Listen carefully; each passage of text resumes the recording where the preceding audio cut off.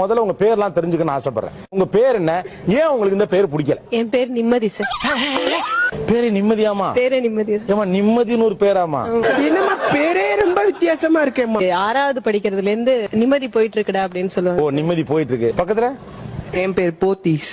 போத்தீஸ்? போத்தீஸ். என்ன சொல்லிக்கிற? முதுகிலம்லாம் தெரியுதுடா. என்னங்க போத்தியப்பன் போத்தி பேர் வச்சிருக்காங்க, பாத்திருக்கேன். அது ஏன் போத்தீஸ்? அது தெரிஞ்ச நாயா இங்க வர்றேன், தெரியாம தான் இங்க வந்து குத்த வச்சேன். இல்ல உண்மையா அந்த கடை பேரை தான் வச்சிருக்காங்களா உங்களுக்கு? எந்த ஊர் நீங்க? இங்க சென்னை தான் சார். என் பேர் தமிழ்நாடு சார்.